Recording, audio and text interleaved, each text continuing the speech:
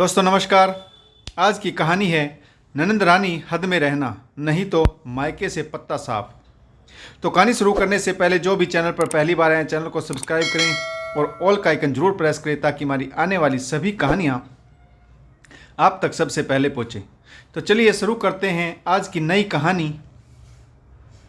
Train से उतरते ही कोमल के मन में कई उलझनें थी।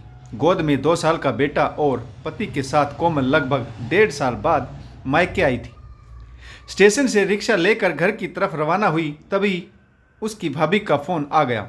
सुनो कोमल, अब ताऊजी से हमारा कोई रिश्ता नहीं है। अगर रास्ते में तुम्हें ताऊ या ताई जी मिले तो ध्यान रहे उनकी तरफ देखना भी मत। नमस्ते करनी तो दूर की बात है।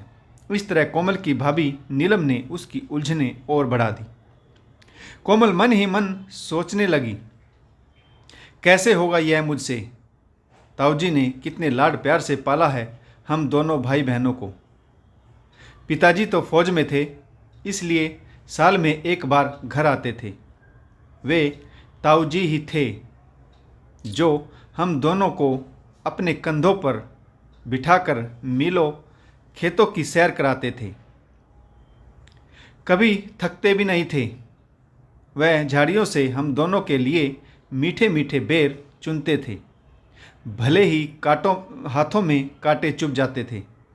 हमेशा हम दोनों भाई बहनों को अपने दोनों बेटों से ज़्यादा प्यार किया। हमें पिता की कमी महसूस ना हो इसलिए हमारी हर इच्छा अपने बेटों से पहले पूरी की। पिताजी भी तो अपने बड़े भाई को कितना मानते थे। फौज से अपनी सारी तनख्वाह भेज देते थे और कभी यह भी नहीं पूछते थे कि पैसे कहाँ खर्च किए।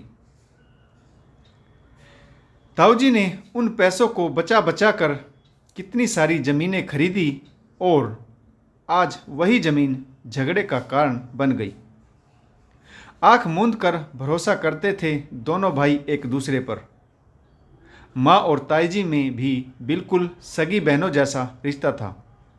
इतना बड़प्पन था ताईजी का जो अपने बच्चों को छाछ पिलाती थी और हमें दूध।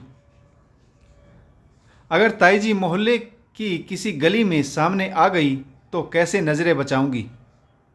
इन्हीं उलझनों में उलझी रही कोमल की घर से स्टेशन तक का रास्ता पूरा हो गया। कोमल अपने भतीजे के जन्मदिन पर आई थी। सुकून की लंबी सांस ली। शुक्र है रास्ते में कोई नहीं मिला।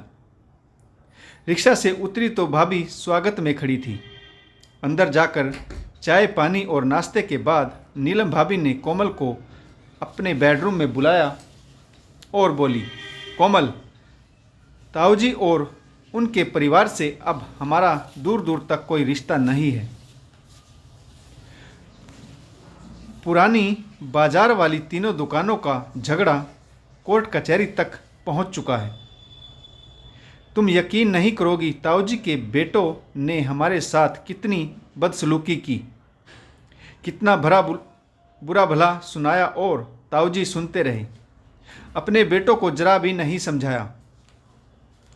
पुरानी बाजार की तीनों दुकानें तुम्हारे भाई की हैं और उन्हें हम लेकर रहेंगे। बीच में बात काटते हुए कोमल बोली, पर भाभी, वे तीनों दुकानें तो तीनों भाइयों की हैं।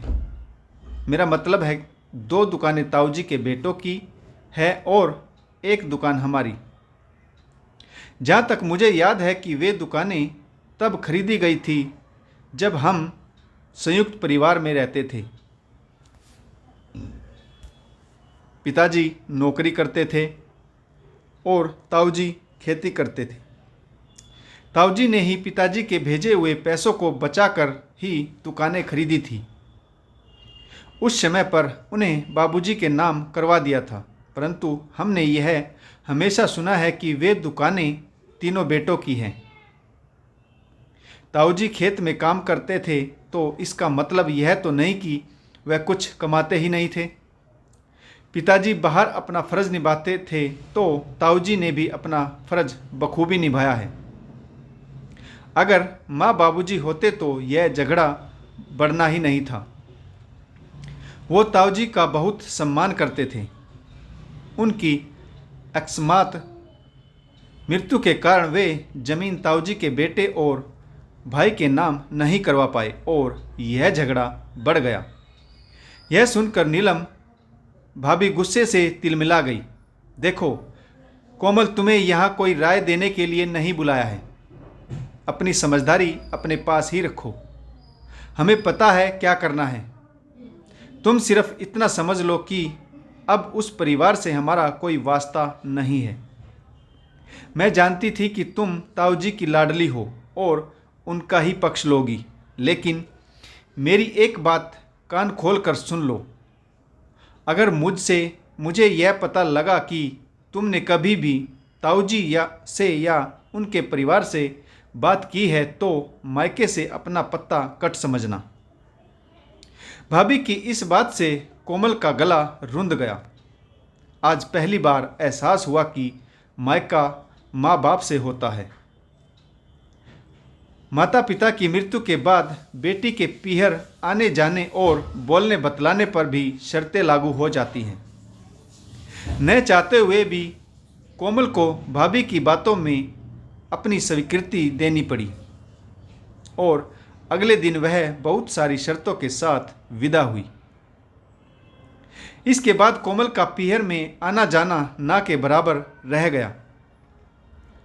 दोस्तों, प्राय यह देखा जाता है कि झगड़े में बेटियों को घसीटा जाता है, लेकिन हमारे देश में यह भी परंपरा है कि परिवार या गांव की बेटी चाहे वह किसी भी जाति से हो, राह चलते भी मिल जाए तो उसे पैसे दिए जाते हैं और भाई होने का फर्ज निभाया जाता है।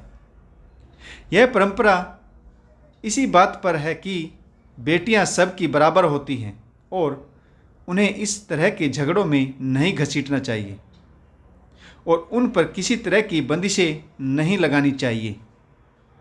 आशा करता हूँ आपको यह कहानी ज़रूर पसंद आई होगी।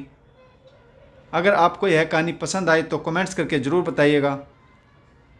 कहानी पढ़ने के लिए आप सभी का बहुत बहुत धन्यवाद। जय हिंद, वंदे मातरम, भारत माता की जय और जय जवान जय किसान। जय हिंद।